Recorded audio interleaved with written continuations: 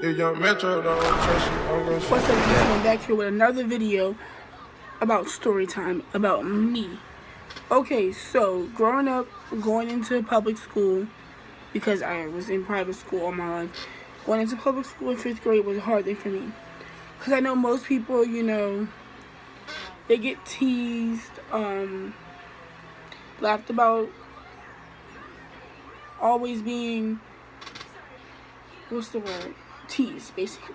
So going into public school, first day of public school, okay, right? Going into 5th grade. First day of 5th grade, thought I'm going to have a good time, go in there, do my work, come out of school, come home, sleep, eat, do my work, okay? Going to 5th grade, I was smaller than this. I was not this big. So, but I was getting big, okay? So, because the reason why I was getting big, because going to public school to me, it was a stressful thing. So all this stress got on me and all this weight started coming. And that's how I got this big. There was a whole bunch of traumatizing things that happened to me in my life that maybe I will discuss with you guys one day, but just not today. So this is story time on the first year in 5th grade. So my first year in 5th grade was a bad year for me. It was not a good year. It was like not a good year. Because there were things like me getting to be fat, my man boobs coming in. It was just to that, to the way I talk, the way I walk, to what I wear. People would tease me about that. And it was things about me being bullied, okay? So, coming to a new school, 5th grade, first day, being bullied, talked about, didn't know none of these kids. So, this one girl had asked me out. No names, or don't put names out there. This one girl had asked me out. And was like, will you go out with me? And I was like, she's like, because you're cute. And I was like, okay, that's cool, whatever. Yeah, I'll go out with you. So we was going out, right? But I thought she wasn't taking me serious. Like, I just thought deep down inside, hey, she's not taking me serious at all. So that's when I asked her friends, like, are y'all playing a prank on me, or what is going on? So they never told me what was going on. So one day she gets into an argument with this boy on the bus about who she dating, who was me, and she defended me that day. And she told me what happened. So I talked to the boy. Me and him were close friends going into 5th grade, and I talked to him, right, and he was all like, no, it's nothing like that, but I just thought, out of all people, why would she date you or whatever? So I'm like, okay, and why does that matter? So, like, I'm lost. Why does it matter? So then I, started getting these text messages from Uvu, because we used to have Uvu to see each other. At the time, I didn't have an iPhone. I had a Samsung. So everything was different for me. I didn't have Uvu. I didn't have FaceTime. I mean, I had Uvu. I did not have FaceTime at all. So me not having FaceTime was like a way so I could not see her. So I downloaded the app Uvu. And, we talked on there about some things. And then so I opened up about her to private things in my life, things that happened to me going in, like, that I was in a private school, and then I went to public school, things like that. So then, everything was doing good until one day, get this call. I'm home, minding my business, sitting here, watching TV, I was watching TV, and I get this text message about pizza or whatever. And this is funny to me because I just look back at it and I just laugh at it. It was about pizza. And I get this app that calls me. It was like, do you want 100 pizzas or 10? And I was like, I don't need no pizza. And then it was like, because, boy, you fat. And I was like, okay, whatever. At the time, I cried over it, did whatever I did about it. And it was just that. People going to talk on me every day. I had to learn in life. So it didn't matter. So then, when I found out who it was, it hurt my feelings. So I was like, supposed to be the one that loved me. You in school talking about me the whole time. I found out she was talking about me the whole time. So it was like, wow, you really did me like that. I would never think you would do me like that. So I got mad. I broke up with her, and she got mad.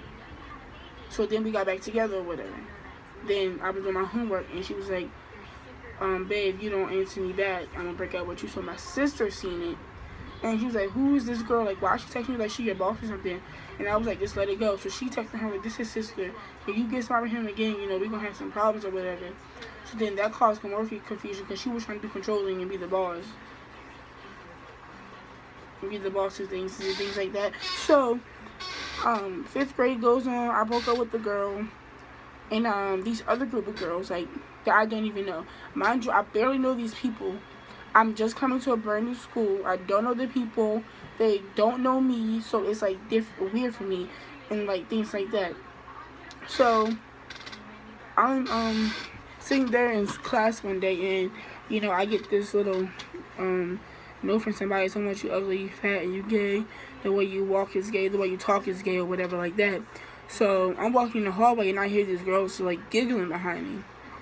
And they were talking about me the whole entire time, like, and you know, I just wanted to cry right there. Then I was just like, no, don't cry. Be a man, be tough or whatever. Like, things going to happen to you in life that you got to be prepared for. So I was just like, there's no point in me getting upset over it if I have to be prepared for these things in life. Like, people are going to talk about me. People are going to say things about me, and it should not affect me. So I'm do my homework, go to all my classes like I'm supposed to, and then come home. So these girls are at a party, right? And it's like 5 to 10 of them, right? They all took the time out to talk about me at a party. Like, bro, they sent me a video of all these girls saying things about me. At the time, yeah, I cried over it. Like I said, I cried over it. I was puzzled by it.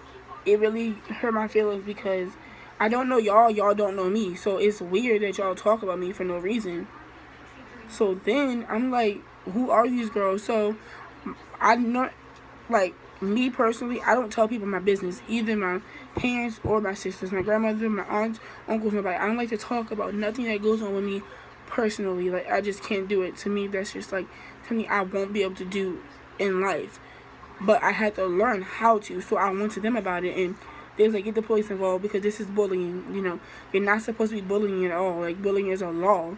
So the police said, did you reply back to them? I said, yes, 2 times. So then he was like, man, you shouldn't get that, but you're not going to get in trouble. He said, what did you say? I told him what I said. It was no cussing, no violence in it. And I just like, leave me alone. That's basically what I said, like 100,000 times, leave me alone. And he said, that's not nothing bad. So he went to these girls' house individually, talked to them, told them what bullying meant, looked up the definition and told them what bullying meant. And once they knew what bullying meant, they felt bad. They cried to their parents. Their parents thought their kids were going to go to jail. You know, things like that happened. And, like, so the next day in school, I'm in school, we're in art class. And one of the girls came up to me and said, I'm sorry, and started break down crying and gave me a hug.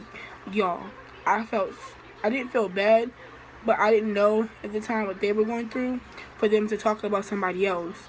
So hurt people hurt people. So when somebody's hurt, they're obviously going to talk. They're always going to hurt you too, what I'm trying to say. And basically what I had to learn in life was that everything is not perfect at all. Like, things are not perfect. I'm not perfect inside. I'm trying to change myself. I'm trying to be a better me, be a better person, but I'm not perfect. So you, like, people in life have no right to go around talking about people and how they are. Like, I'm not gay. I'm not a violent person. In life, I'm not a sexual person. I'm nothing like that. And people portray that I am. And, you know, it's so funny that people do that. Because you've been through something, you've been hurt, so you know how it feels. So why would you take that same hurt and go hurt somebody else? Like, it's a rude thing to do. Why would people do that in life?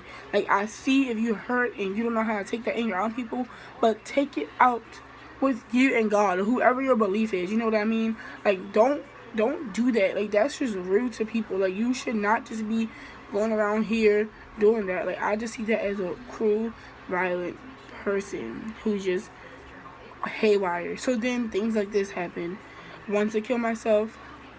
Had knives in my room. Parents found out. I went to counseling for over 5 years, right? So I'm in this counseling, learning new things, like learning, you know, about my parents and trying to be smart with them and where my hurt comes from and things like that. So we're on this journey about trying to fix my life. Still up until this day, I'm on this journey of trying to fix my life. Right now, I'm ready to turn 15. I'm trying to, I'm not in people's business, but I'm just trying to say to myself, because at the end of the day, the only person who can judge me is God. And if you think what you think about me, keep it to yourself. Like, I have no problem with people talking about me. It's not a problem. I don't care what you say now. But at one point in my life, I would like start crying over it. And I had to learn in life that people are going to talk about you. People are not going to care what you say. They don't have to. They don't want to hear what you say. They just know that their goal is in their minds to hurt you because they've been hurt. That's what they think. That literally goes on in people's minds. People think like that, and it's so violent for someone to just talk about you. That don't matter what you are. Don't matter if you're gay, black, white, purple, blue, orange, or green. Like, why does that matter? Or where you come from? That does not matter. Like, I see diversity in the world so much more than it was back then. Like, why does these things matter? Why? Like, why in the world does these things have to matter? Like, who cares who the president is? As long as he's protecting us, and as long as he's doing what he needs to do the right thing, then you should be applauding him. Not saying that I agree with everything Trump does, because I do not. Like, I did not want him in the White House at all, and I don't get into politics and stuff because it's none of my business. But I do know that people are wrong, and that people make mistakes, and people really do try to change. Like myself, I really do try to change. Like, I'm not perfect. I can't be perfect. There's no way I can be perfect. If we were perfect, I wouldn't be here. If I was perfect, I would not be here. So I learned at a young age that people are going to talk about you no matter what you do or what you say. And you don't have to even be wrong about it. Like, you didn't have to do nothing. They're going to do it, whether you like it or whether you're not. You just have to know how to deal with it. So, let me recap all this. So, the way I would deal with things is I would do, number one, if you get text messages multiple times, that's harassment. You go to the police about that. You file a report. Once you file a report, they will talk to you and tell you actually what you did to them and ask them what they did to you. Alright? So then as that goes on, the process will be they're going to talk to them. So they're going to bring them in, talk to them.